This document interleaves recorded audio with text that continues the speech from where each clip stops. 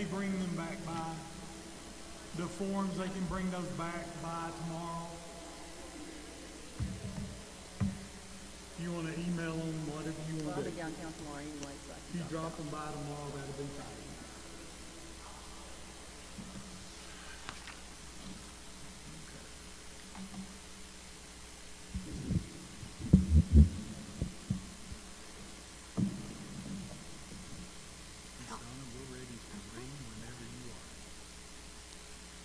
Okay, welcome everyone. We're ready to reconvene our board meeting at Central Office Gymnasium. Just to update everyone, we started our meeting with a tour of West Irvin Intermediate and also with a tour of Estill Springs Elementary. So once again, if you didn't get to take the tour, welcome back. Mr. Saylor, next on our agenda we have future facilities. And listen, if we don't care, not to jump in, but let's go ahead and say the pledge. Sure. We do it all the time, so let's go ahead and do it tonight as well. I pledge allegiance to the flag of the United States of America and to the republic for which it stands, one nation, under God, indivisible, with liberty and justice for all.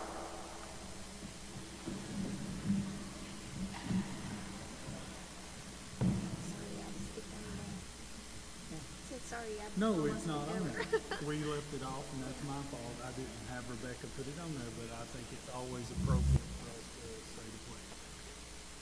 So on our agenda, we have future facilities. First is to consider approval of elevation development design and building metal colors for South Irvin, the Esser window replacement project. And of course, I sent these out to everybody, and I know that you had a chance to look at these. Of course, the project at South Irvin is an ESSER project using ESSER funds to improve airflow and air quality in that facility. And all the windows in the old wing of that building will be replaced. And I think just based on our conversations from the Estill Springs design and everything, we have always sort of said we like to have sort of a uniform design look. So that's why we gave everyone the ability to look at basically when it says elevation design, it's talking about just what the siding would look like. And you can see the pictures there of what that would look like with that first drawing or that first attachment. Really that attachment, it shows that you have different colored panels that alternate between light gray and dark gray.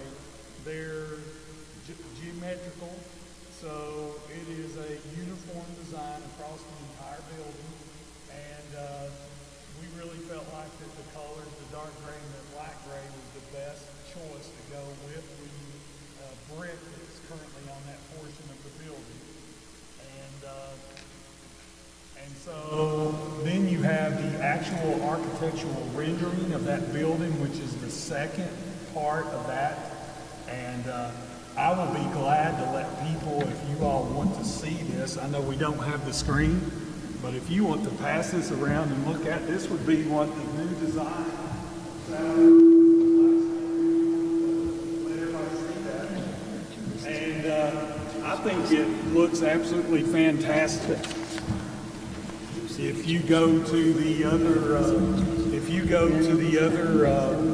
drawing, it is absolutely going to make that building pop. And as we know, once that is complete, that building is pretty much totally renovated. New kitchen, new windows throughout, new entry systems, a secure entry vestibule. All of that building is totally renovated and would be good to go for the next 25, 30 years based on the new roof that's on that building. So my recommended motion would be tonight.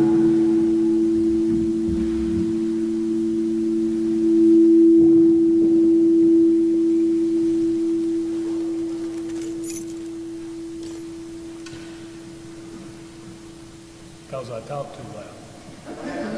They couldn't hear you out of the speaker.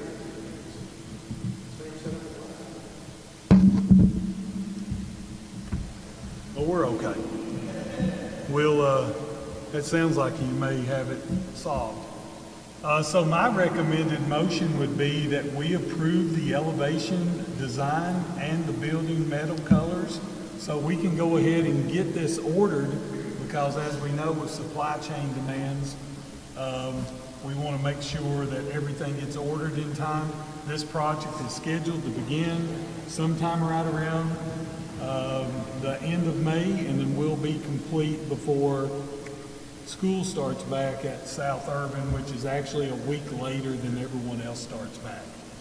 So that's my recommended motion. At this time, I would like to call for a motion to approve the elevation, development design, and building metal colors for South Irving for the Estill window replacement Motion. project. Sheila Samples makes a motion. Do we have a second? Tammy Hardy makes a second. Do we have any discussion regarding this project? Okay, at this time, I'd like to call for a vote. All in favor? Any opposed? Motion carries with a 5-0 vote. Next on our agenda, we have the plan of the school organization and facility status. Okay, I'll start just basically the discussion, as you all know, just in terms of a timeline. As we have talked about this, this discussion began internally before COVID even started. Once COVID did happen, of course, we had bigger issues at that point in time that needed to be dealt with. To lay the timeline out last June during my evaluation, it was directed to me that my growth plan for the next 2 school years would involve the instructional leadership of our school district, and I was given the task of looking at how do we improve the overall academics and the overall student performance of our students. So as that began, that discussion came back up at different times. This past January, I met with both principals, Ms. Arvin and Ms. Mullins, and we began a discussion about the organization of our 2 elementary schools, Estill Springs and West Urban. Item A was the discussion and review of school leadership team documents. I believe the date was March the 3rd. Is that right, Rebecca? That we held our board work session with our school leadership teams. After discussions in January and February with both building principals, then the next step was to take this information back to school leadership teams. Principals were directed to have discussions with their leadership team, and there was documents that were created and research documents that was given to you all as a board that you reviewed, and that those document folders were made private to the board and to district leadership in terms of myself and Tanya. Those are the people that had viewership rights to those documents. The reason for that there was information within those documents that could have been identifying at times, and we wanted to make sure that there was no breach of confidentiality with any of the information that was gathered. So, with that question, I know the board, you've had access to those documents now for approximately a month.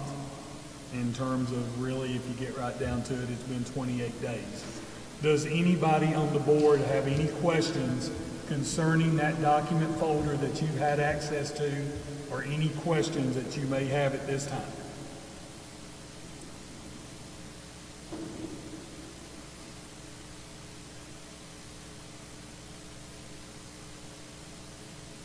If not, are we ready to discuss item B?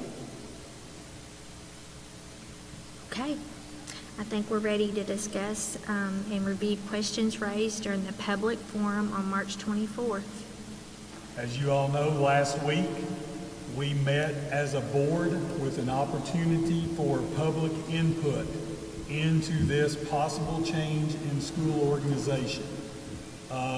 The meeting was advertised after the regular called meeting in March, and we told the public that it would be an opportunity for discussion of this item. So at that night, we held a public forum. We had a total of 3 individuals that asked particular questions during that time. And this past Monday, we released documents from this office that not only answered those questions, but they also answered questions that the board had asked in addition to what the public questions were during that time. I want everyone to know, for full disclosure, those answers were developed by our district leadership team. After being developed by the district leadership team, myself and Ms. Isaacs reviewed those questions. And the final approval on those questions came from me as superintendent. So, though I want everybody to understand that those are the answers to those questions from my perspective as the instructional leader of this school district. Those are the things that I feel like, or those are the answers that I feel like answered those questions the best that they could be answered based on what I perceive with input from the district leadership team. So that is how that document was created. You all had time to review that document. And I know there was questions concerning the facilities, which is why we had our walkthrough of both facilities tonight. I think we would both agree, I'm just going to hit a couple highlights. I think we would both agree that other than the gymnasium at Estill Springs, both of the facilities are equal, except for the fact that there needs to be additional space at Estill Springs. So the gymnasium would be the thing that is probably the one factor that is totally different. As you know, the ESSER project that is right now in the final stages of approval, and in reality, based on the passage of House Bill 678, which has created a 2-year emergency that takes KDE out of facility approvals. When the governor signs that bill sometime in the next couple of days, that project will be fast-tracked. And not going to be ready August the 19th or August whenever when the school starts. I can't remember the exact date. It will not be ready then. But I do know that Ms. Mullins and her school staff, they were pros during the last renovation. This will be nothing compared to what they went through 4 years ago, because these classrooms would be built in addition to the building and should not have any impact on any other area inside the building, except for the fact that there will be an alternate for you all to consider with the gymnasium. So that was one of the questions, so I want you to know that. The gymnasium, you said, how is that addressed? The gymnasium is currently part of the current school facility plan. It is a priority 2 project. And as you know, we've not had the money to move forward with that priority 2 project. This fall, by law, the district has to revise their district facility plan and create a new facility plan. And we've discussed our facility plan many times before. We have knocked off pretty much everything that's on that plan. The one thing that's not knocked off that plan is the gymnasium at Estill Springs. That gymnasium will become the priority 1 project of this school district, and there will be additional bonding funds come July 1, and next July there will be additional bonding potential for this school district that should generate enough funding that would allow for a gymnasium to be built at that facility. I won't be here to do that, but that gives the next superintendent a construction project that they can oversee and make sure that that happens for our students, regardless of what vote you make on this transition today. We need an additional gym regardless of whether or not you change the plan of organization. If you don't believe me, ask Mr. Austin Moore when he's trying to schedule gyms and gym time and all the things that we do. So that would address that. We addressed questions concerning social and emotional needs of students. That has been addressed to the best of our ability. We addressed things concerning academic needs. All those questions were addressed. They've been shared with the public, which again are our answers at the district level as I perceive those answers to be as your instructional leader. And the question is now, does the board have any questions about that document? You all have had time to review. I think a couple of us were discussing while we were on the tour at Estill Springs about the lack of storage that they have there. And I think that's one of the reasons that they are limited in being able to utilize the gym. And so we were wondering, would there be a temporary fix by getting some type of a mobile unit or something that could go outside the school to provide storage? And so you all know, I've been making notes of things that we've seen on the view. We can look at temporary storage, especially in the interim while this construction project is going on. Once classroom space is created, a lot of storage rooms and a lot of places that were meant for storage has had to be used due to the overcrowding that has been at Estill Springs, just due to numbers. We're never going to fuss about having more numbers. But a lot of those rooms have had to be used for intervention. Coming back out of COVID, those rooms have had to be used. Temporary storage, I don't think is something that would be that difficult of a sell as we move towards these construction projects. And then with the building of a gymnasium, how that building is connected to the main building would determine exactly how much storage that could be added to the gymnasium. So there will be, I think with the right planning with the architect moving forward, which would honestly be phase 3 of the Estill Springs facility. This coming one is phase 2. With that, I think the storage issues could be addressed, but we can look at temporary storage in the interim. Yes. Anyone else?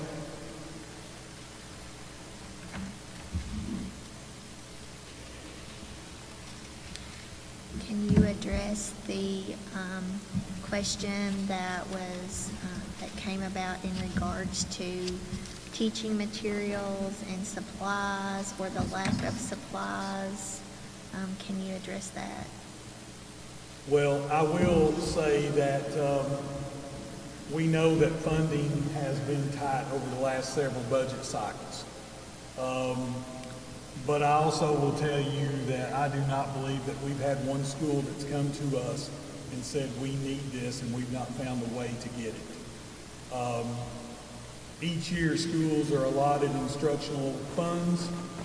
In the past few years, not last year, maybe not the year before, but there was a period of about 3 years, we allotted Title I funds to buy additional instructional resources. I can't speak for why there may not be adequate resources in some of our buildings. You have to remember that the district basically allocates money. The schools then make decisions, their site-based councils make decisions on how that money is spent. So I think it will be important moving forward, no matter what decision is made, there's going to have to be some discussions about what are the priority needs that we have in terms of instructional materials. I have stated in board meetings, and I will state it again, I think for the 3rd time, that we do have ESSER funding that is available, and there will be ESSER funds available to meet any needs that our schools may have. Also, so everyone will know, this has been a more favorable state budget concerning education because we honestly didn't take a cut. Not that we have a lot of additional revenue in the state budget, but there is some additional revenue in the state budget. So if there are instructional needs in these facilities, there's no reason that you should not ask. And I can tell you that, and correct me if I'm wrong, Ms. Isaacs and Ms. Angie, we have pretty much, if our schools have asked, we have found a way. And we'll continue to do so. So there is funding available for a lack of resources. We will just have to make sure that that money is spent in a priority manner to address those needs. And then I have one final question. There were issues that were raised concerning technology and the differences in computer labs, computer technology between schools. Can you speak to that situation? And I think this is an answer that we gave as part of the question and answer document. We are now a one-to-one district, which means that every student in grades K through 12 has their own Chromebook. Now, there are issues, as the younger students are. There are some, issues in terms, there's just smaller kids, there's more damage. We have to address those needs. Quite often, they keep Jeremy and Andrew hopping in terms of making sure that Chromebooks are available. But not only does our students have one-to-one devices, we also have a storage stack of those Chromebooks that allows when students do have issues, they can be issued another Chromebook while their Chromebook is being taken care of. Chromebooks, and basically the one-to-one initiative that the board started 6 years ago, and I don't think any of you all were on that board at the time. That one-to-one initiative started before you all even came on the board. You all have kept it going. But we have really rendered computer labs useless. Bottom line, and anybody that says that we don't have computer labs and that is a deficiency is not looking at the fact that we have one-to-one devices. Now, with that said, we did receive special grant funding for a Mac lab. And why a Mac lab? Because it's totally different operating system from what we're dealing with Chromebooks, even with teacher devices. That is a totally different operating system.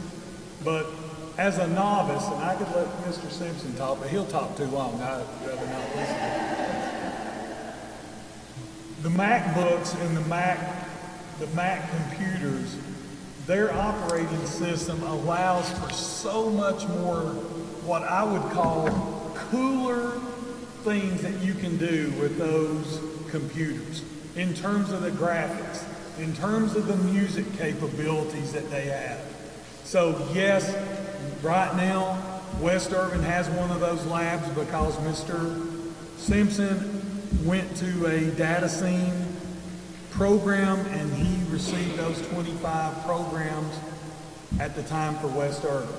Now, I'm not sure, have you heard from Brian, was data scene approved during the legislature?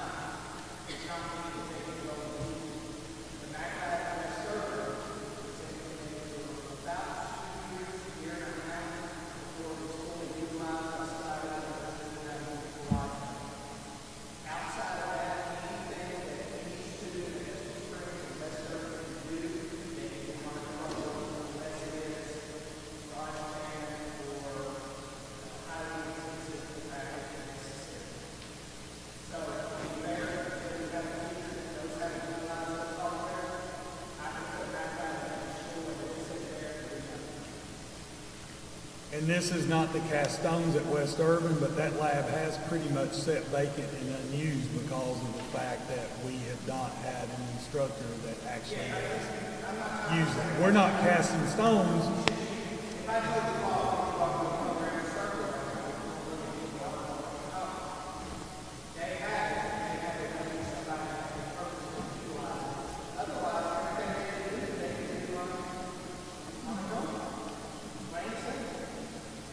That's why if this is a direction we're going to move, I will be recommending to the board that we hire a technology teacher in K through 5, that their sole purpose is to teach technology. Currently, you have a music teacher at both elementary schools. You also currently have a PE teacher. And those positions are board allocated, and you do have the authority. If they're not teaching technology, they don't get the teacher. They can't get the teacher and say, well, I'm going to create another 5th grade classroom. They cannot do that. Now let me say this, they can do it for 1 year, but any superintendent worth their weight in salt, if they don't use it for technology, they're coming to you in April and saying, we need to cut this position, they're not using it. So you have the authority by doing that because of Section 7 allocation. You can allot that teacher and you can dictate what is being taught. We do have technology standards that need to be taught, but the MAC lab in itself will not raise test scores 1 degree in the Estill County school system. I'll just be honest with you, it will not. But what it does do is give our kids access to high-level technology that they can do a lot of great things with moving forward. So that would be my answer in terms of technology. Does anyone have other questions? Okay. So we're ready to move on to review the current DFP for the district. You all have seen this DFP 100 times. I've unplugged my mouse, so that won't work. Did you do that, Jeremy? Okay, I'm just making sure. I feel better. If you look at the DFP that has been published, as I said earlier, this DFP is highlighted a little bit differently for the ones you've seen in the past. As we talked about it earlier, there's really 2 parts to a district facility plan, and the 2 parts to a district facility plan would be that you have a plan of school organization, and that's one of the first things that is recommended by I'm losing the term. The local planning committee is a group of teachers, community leaders, and administrators that look at the school organization of a district, and they make a recommendation to the Board of Education concerning the plan of school organization. Our current plan of school organization, our current plan was preschool, it was K through 2, 3 through 5, 6 through 8, and 9 through 12. The long-range plan, when this committee met 4 years ago, the long-range plan at that time is the committee determined that we should have a preschool through 2nd grade center, which meant that South Urban at that time was considered a facility that would be closing. It would not remain open. So that's why it's PS through 2nd grade.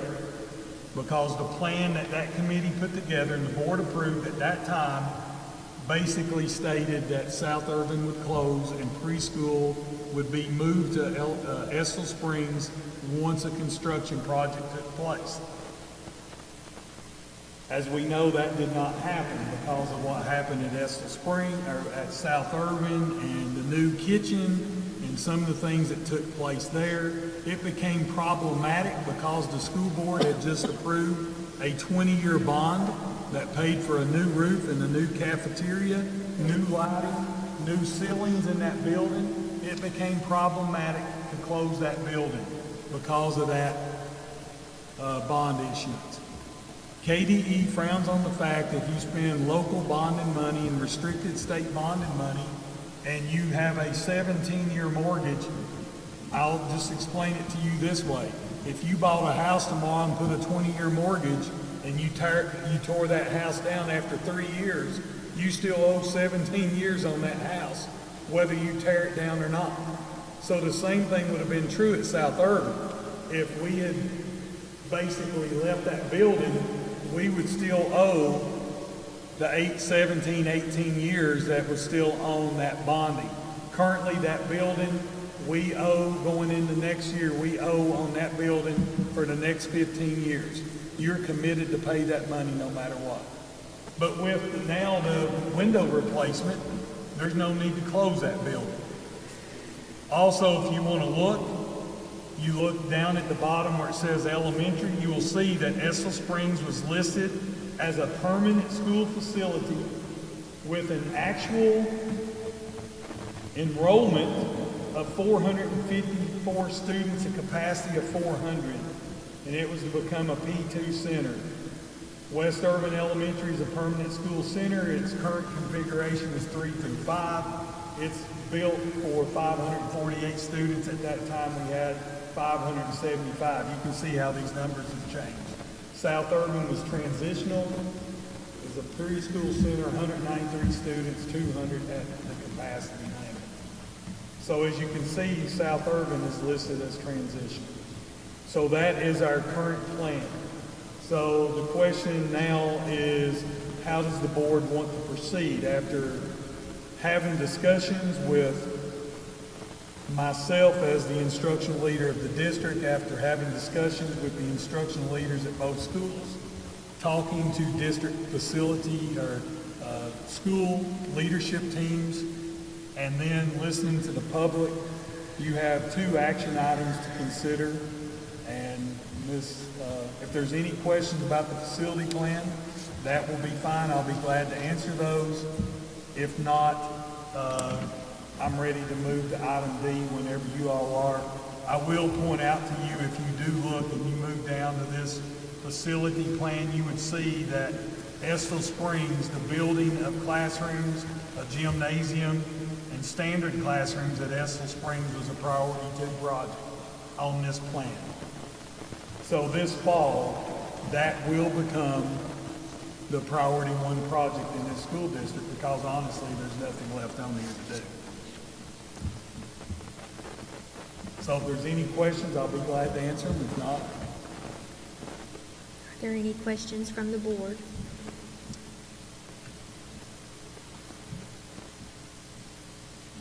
Nothing? Okay. So at this time, we'll move on to item D, which is consider approval of a revised plan of school organization. Estill Springs and West Urban would become a K through 5 elementary school. Mr. Saylor, do you have any comments?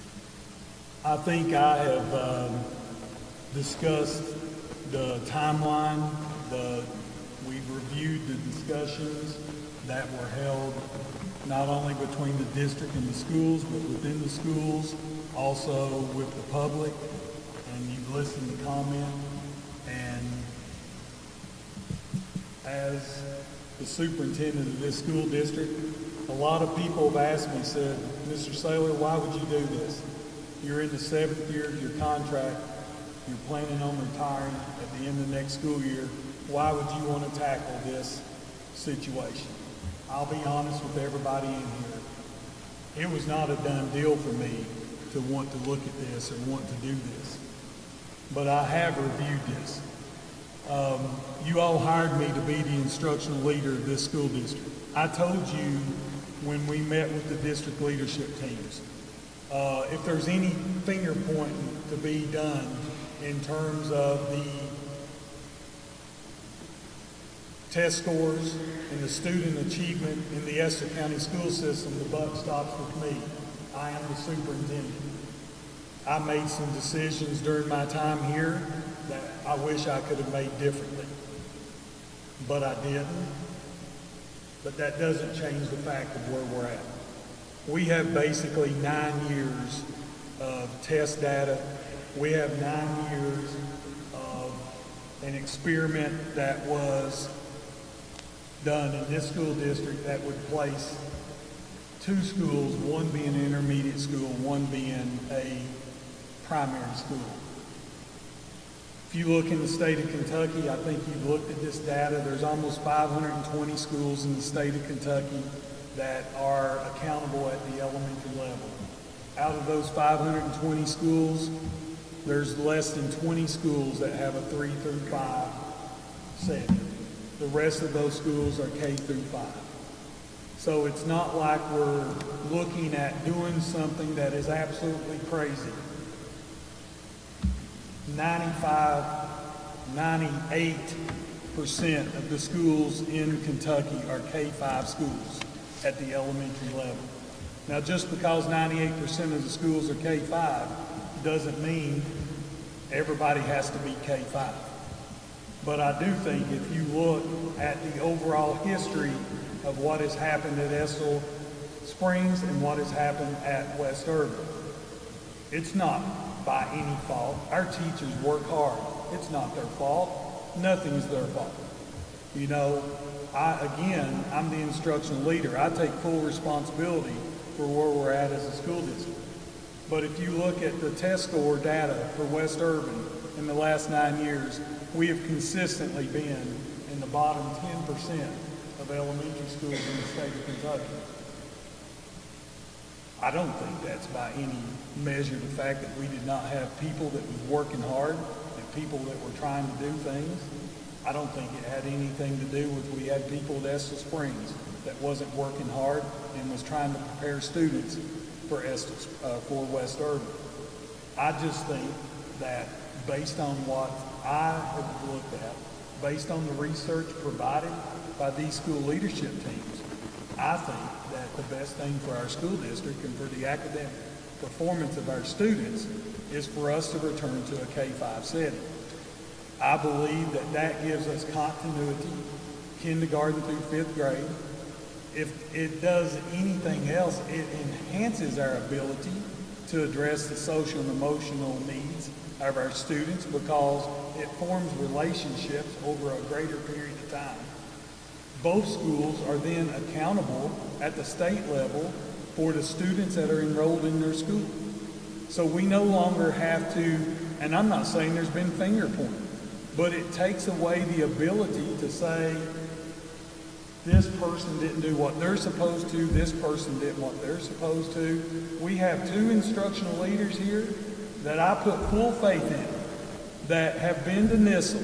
They have been to the premier leadership training program in the state of Kentucky.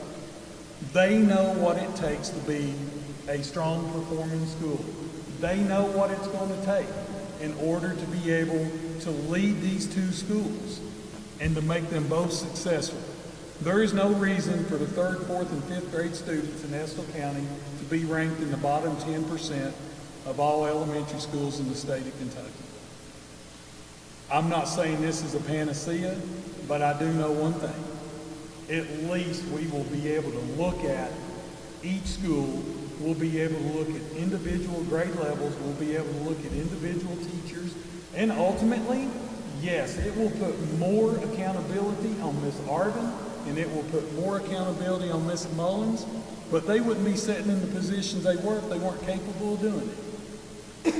And as a superintendent, I believe that this is the right move for the next administration that comes into this school district, because if it's not done now, I'm not saying it cannot be fixed, but I will tell you we've had 9 years to fix it and we've not done it. I'm not blaming any school, I'm not blaming any principal. Again, I blame myself. I'm taking the full responsibility 100%. But it is my recommendation that we change the school organization in the Estill County school system and we become 2 K-5 schools and we do it effective this school year starting in August. And that's my recommendation to the board. Thank you, Mr. Saylor. At this time, I would like to call for a motion to approve a revised plan of school organization between Estill Springs and West Urban Elementary to make them K through 5 elementary schools. At this time, do I have a motion? Brian Covey makes a motion. I'd like to call for a second. Do I have a second? A second. Ms. Sheila Samples makes a second. Do we have any discussion from the board? I'd just like to make a couple of comments. I know this affects a lot of different people. Mainly, a lot of you all folks that are here in the room right now. It affects every child, that attends either one of these schools. I've thought, I've prayed, I've talked, thought again. At the end of the day, we have been voted to sit in these seats and try to make the best decisions that we feel necessary. Sometimes that's not always a popular thing. However, I want to lay down my head at night every night knowing that I feel like I made the right decision for every child in this district, especially every child that attends these schools, being this decision is made tonight. So definitely don't take it lightly.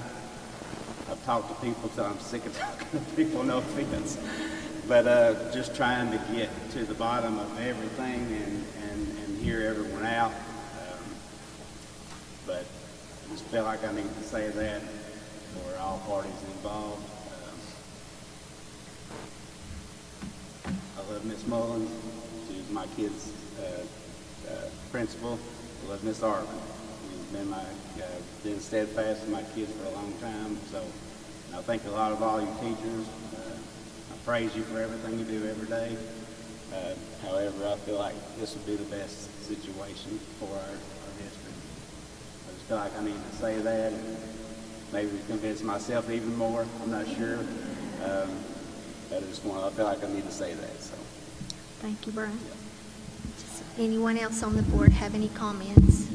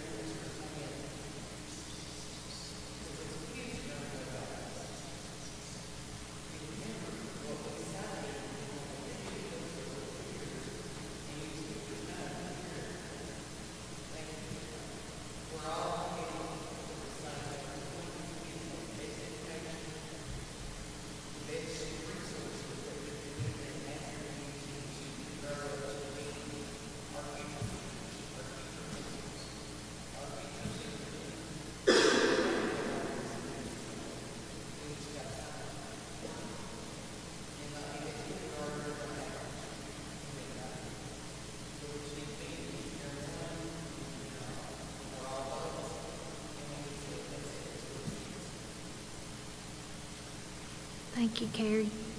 I would add to that the board's desire is that both of these schools still remain engineers. They can be identified as Springs and West. The colors are still blue and white. That is the board's desire. I know as site-based councils, you have the authority. If you want to change that, you can do so, but I see no need in that, and I see that only as divisive if that's something that's decided to be done.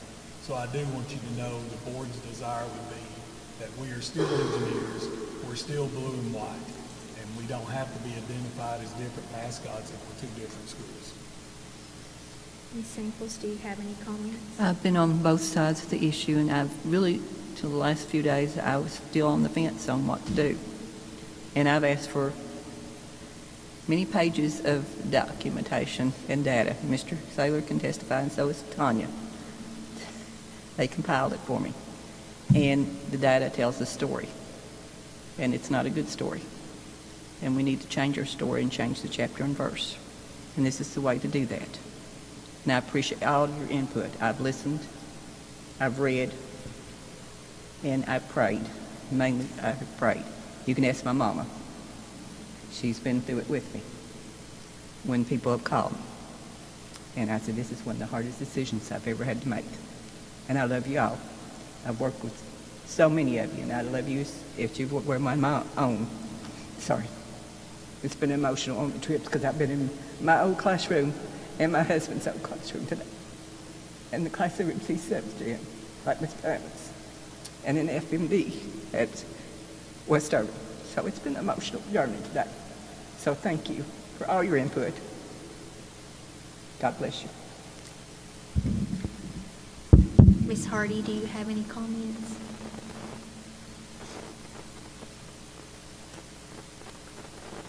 Y'all gonna make me cry. Good grief.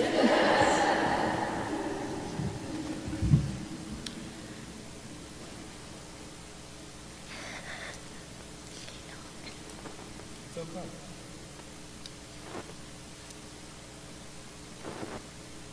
Sorry. I'd like to call for a vote at this time. All in favor? Any opposed? Motion carries 5-0. I would, before we move on to the next topic, I will let you know at 8 o'clock in the morning, I've already scheduled a meeting with both principals and Ms. Isaacs as our assistant superintendent. We will begin this road. At the district level, we laid out a timeline if this vote was a positive vote tonight. And we have a timeline on how different issues and how different things will fall. I will tell you this. I am not a lame duck superintendent, and I promise this Board of Education I'm not a lame duck superintendent. The last time you'll see me as a lame duck superintendent on June 30th of next year, I probably will take one of my last vacation days. So you can count me at that point in time as finished in this school system. But I look forward to being able to work with the new superintendent when you all make the decision to begin that process this spring. I will work hand in hand with that superintendent, whoever he or she may be, and we will make sure that we put things in place and we will have things in place to make sure that this is a positive.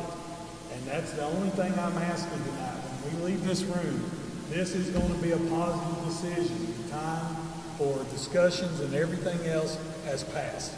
And I'm asking both schools, I'm asking the staff of both schools, I'm asking the principals of both schools. It will be positive if we make it positive as we move forward. And I will be here in the mud, in the dirt with you, helping make sure that we get the materials we need, we get the classroom and facility construction done that we need to do, meeting the needs of kids. If we need to hire people, we'll hire people, we'll do the things. If we need to have additional instruction resources, we will do all those things. We will work to make this successful. And I told you all last June, when you made this my number one priority and goal, that's what I would do. I'll work for you. I'm hired by this county. I'm hired by the taxpayers. I'm working until June 30th of 2023. And I will be here working with my sleeves rolled up to make this a positive change.